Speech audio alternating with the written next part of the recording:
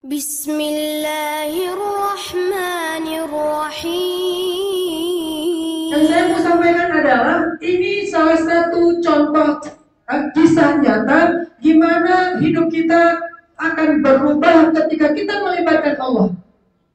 Gimana hidup kita akan dahsyat banget skenarionya ketika kita melibatkan Allah. Gimana cara melibatkan Allah? Panggil Allah dengan hati kita.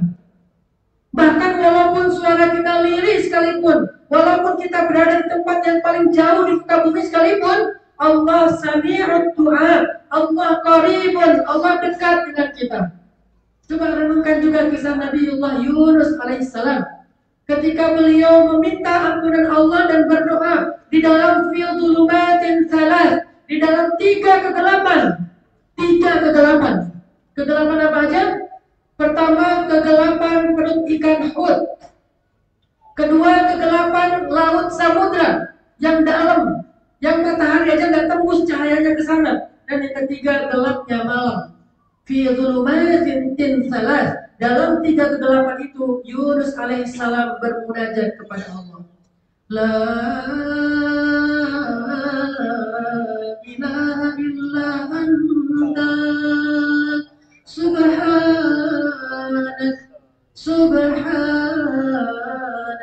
Subhanaka inni kuntu minadh dhalimin.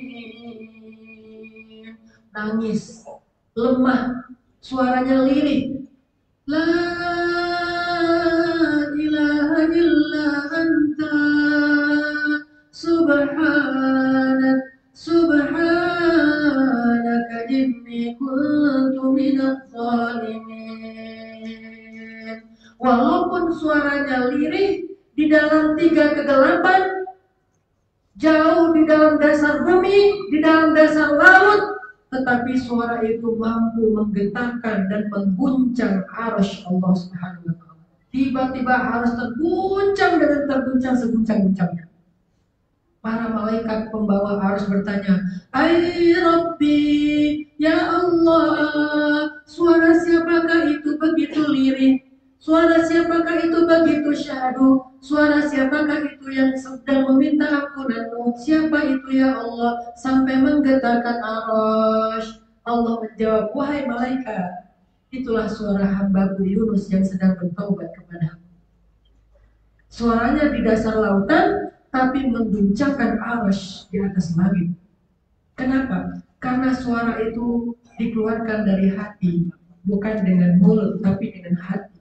Hati yang apa? Hati yang mengiba kepada Allah, hati yang merasa menyesal dan meminta ampun kepada Allah, hati yang mengharapkan kasih sayang dan kebaikan dari Allah. Hatinya yang luar biasa dahsyat, sehingga getaran iman di dalam hati Yunus menggetarkan arsy Allah SWT. Setelah malaikat tahu itu suara Yunus, malaikat penduduk arsy mengabarkan kepada malaikat yang lain. Seluruh malaikat mengetahui itu, lalu mengabarkan kepada surga, sehingga seluruh penduduk bumi tahu. Lalu mereka bersama-sama berdoa untuk Yunus. Ya Allah, sayangilah Yunus, kasihanilah Yunus, ampunkanlah dosa Yunus. Ya Allah, ya Allah, ya Allah. Viral tuh langit dengan nama Yunus. Terguncang langit untuk mendoakan Yunus. Kemudian Allah berfirman, "Wahai penduduk langit, ketahuilah aku telah mengampuni dosa Yunus dan menyelamatkannya dari perut ikan." Jadikan doa sebagai modal hidup kita, teman-teman. Dan percayalah, tidak ada yang lebih dahsyat hasilnya daripada doa. Saking dahsyatnya, kita jadi kadang-kadang gak berani berdoa. Mudah-mudahan ini menjadi booster Ramadan buat kita semuanya, sehingga Ramadan sebagai syahr doa wal munajat, kita minta kepada Allah Subhanahu wa taala sebanyak-banyaknya, walaupun yang kita minta itu kita anggap mustahil. Mustahil itu hanya logika manusia, bukan logika iman. Dalam logika iman tidak ada yang mustahil. Nabiullah Ibrahim dan Zakaria sudah mustahil punya anak secara logika manusia. Istrinya sudah menopause, mereka juga sudah tua, tetapi mereka tidak berhenti meminta karena logika iman tidak ada mustahil.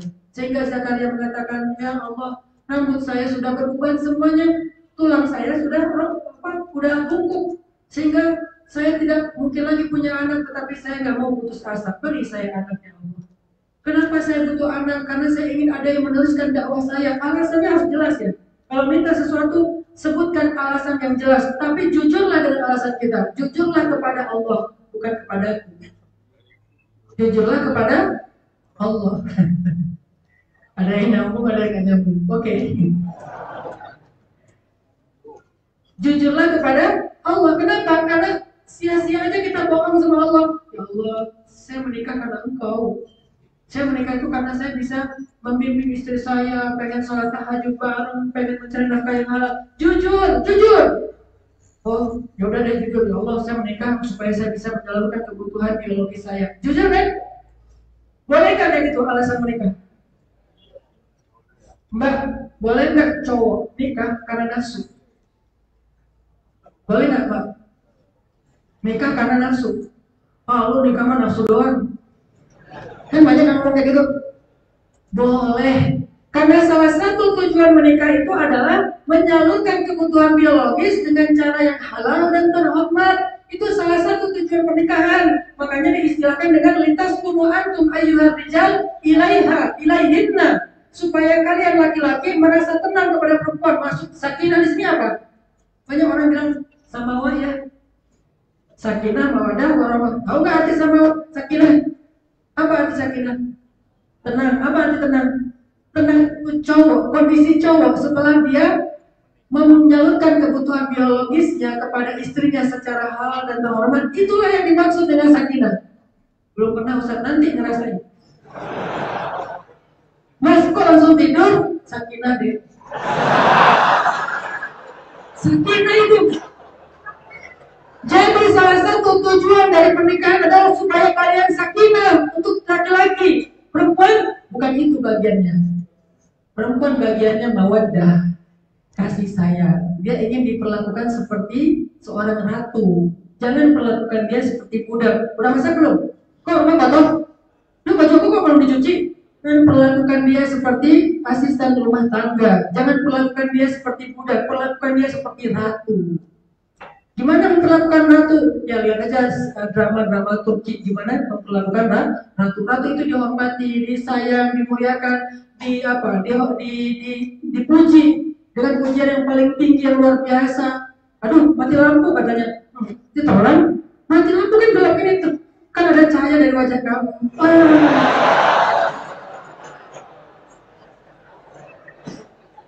Kalau gombal nggak benar gimana Ustaz? Kalau sifatnya untuk menyenangkan hati, nggak apa-apa.